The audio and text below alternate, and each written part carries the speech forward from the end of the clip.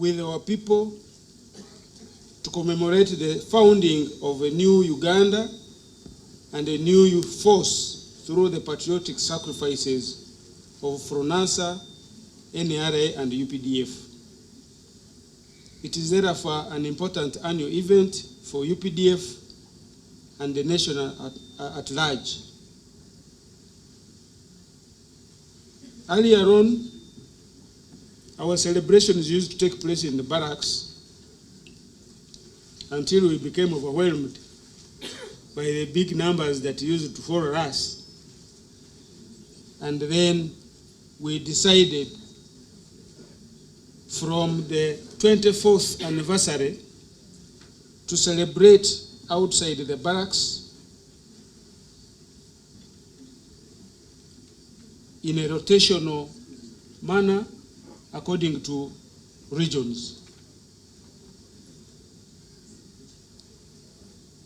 The commemorations became regionalized, and so this year we are heading to Busoga in the spirit that every first week of the month of February we have a Defense Forces Week set aside so that we can thank the people because they are the backbone of our security. We also go out there to express our solidarity with the people, and we also go out there to symbolically give back to the population through these quick impact activities that the CPC mentioned here. And all this is to reaffirm the strategic link between us and the population. Because like Mao Zedong said, the population is the sea, and for the army we are the fish. If the population doesn't support us, we will cease to exist, because it will be like the sea has dried and the fish cannot survive. So we go out there back to you to do accountability. And as I said, we have been doing this according to the regions. If I can remind you about the recent regions we have been to, 2021 we were in Greater Masaka and Kampala. 2022 we were in Greater Elgon sub-region. And last year we were in Greater Mbarara. Why did we choose Busoga this time around? In consultation with the President of the Republic of Uganda and our Commander-in-Chief, we chose Busoga region, which, as you have heard, is made of 11 districts and one city, Jinja City. And so this is the region that will host the Defense Forces Week activities, although my minister was saying that maybe we change the name from months activities, because we have already started some of these activities. And we did this to particularly accomplish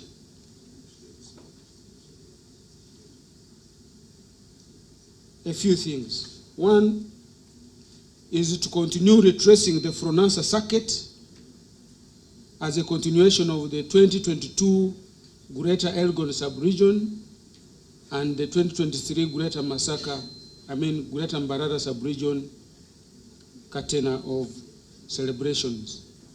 Number two In Busoga, we want to recognize the earlier efforts in the fight against Idi Amin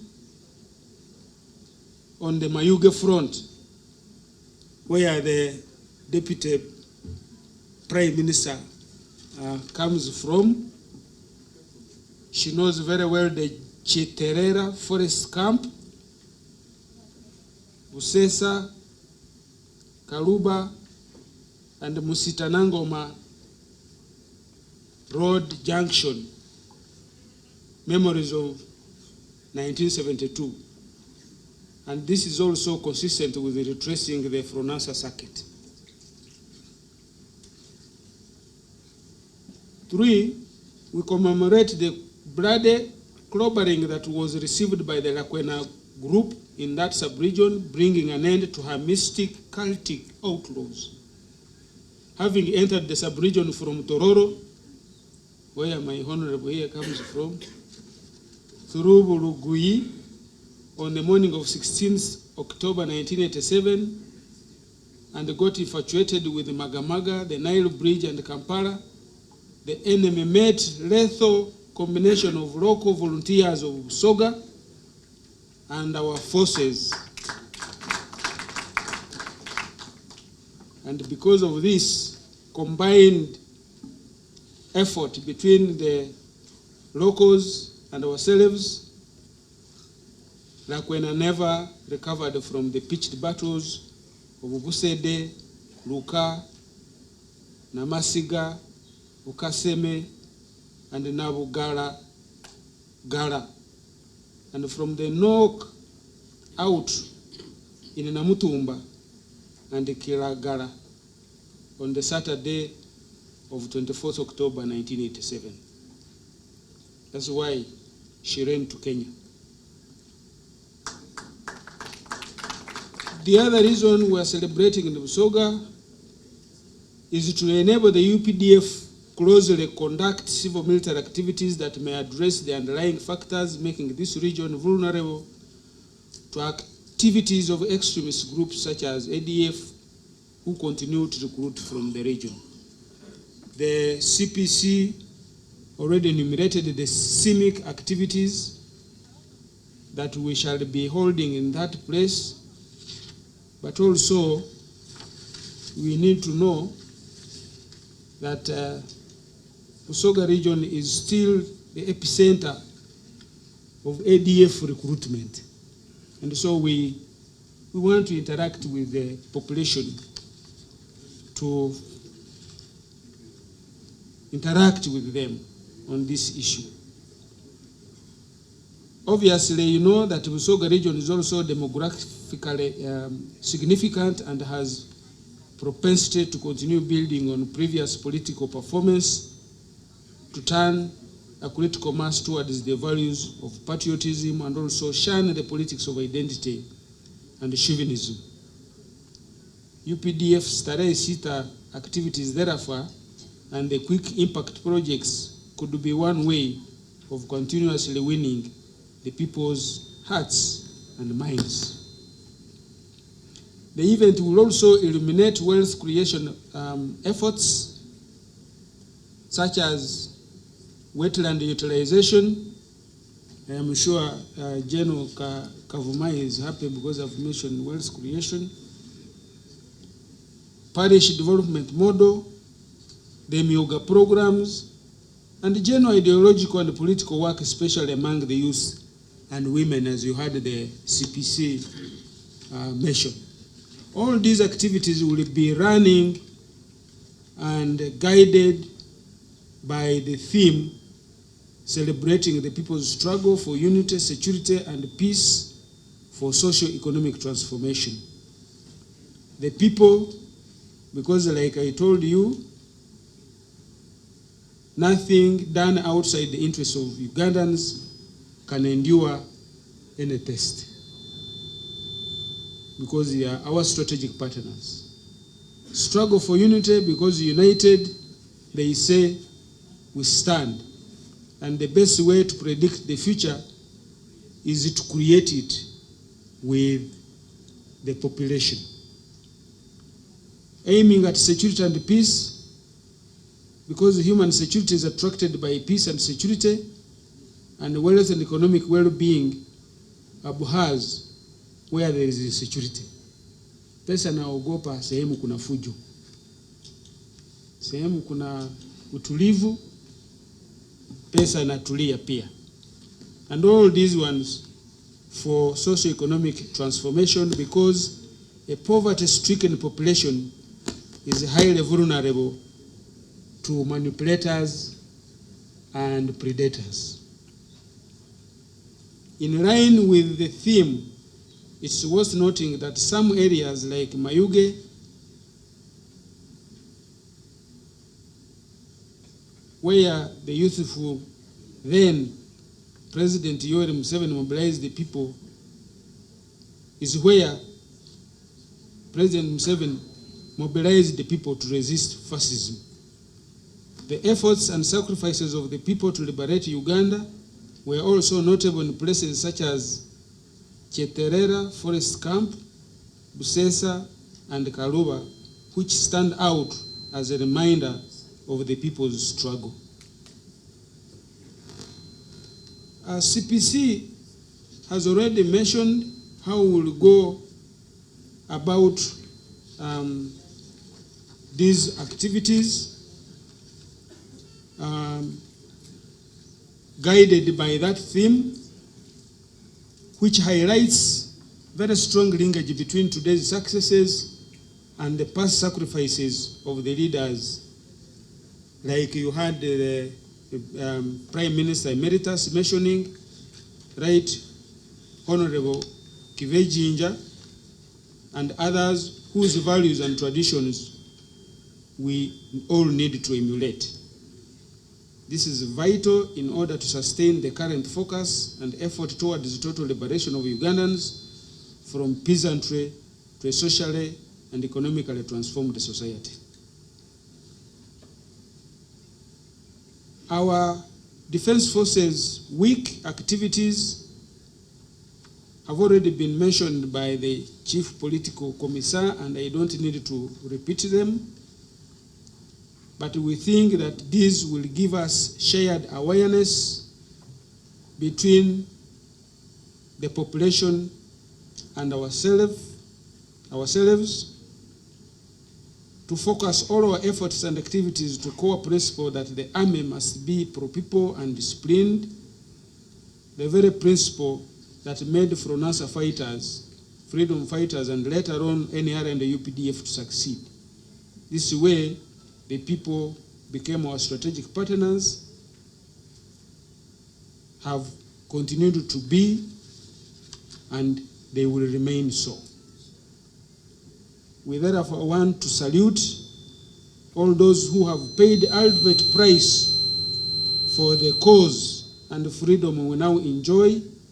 As we gather here, we all know that Uganda has sailed through and recovered from the most violent and turbulent storms in our history. In Busoga, you have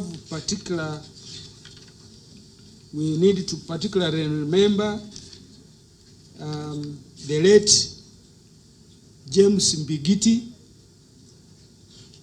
the late Rashid Kasada, and the late James Ngoko, who worked with the president to mobilize against the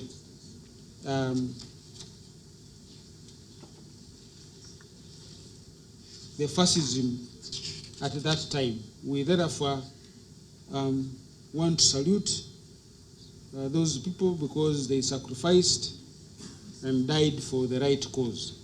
But suffice to say, we have fully achieved our mission to pacify the country and laid a very firm foundation to steer the economy for socio-economic transformation. And therefore, when you heard that there are corporate agencies here, we urge you to use this environment to grow bigger so that you can contribute to the socio-economic transformation of the Ugandans.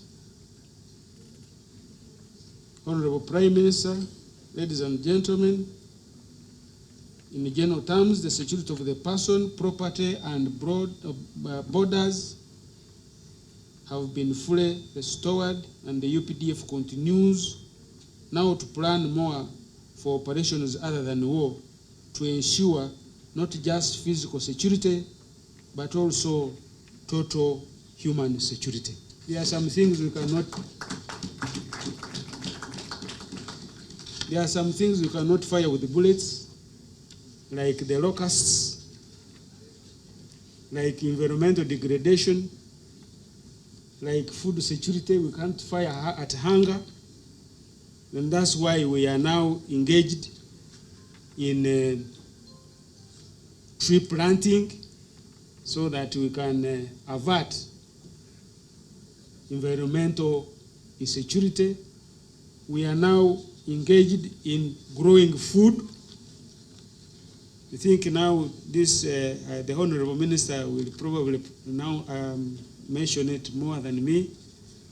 But I think we have cultivated about 4,000 acres of beans, I mean maize, mainly maize, soya bean, and sorghum, so that we can start feeding ourselves. UPDF has also supported democracy to deepen the extent that anybody can dream leading this country, like some people you know, some comedians you know. But nobody should dream about destabilizing it.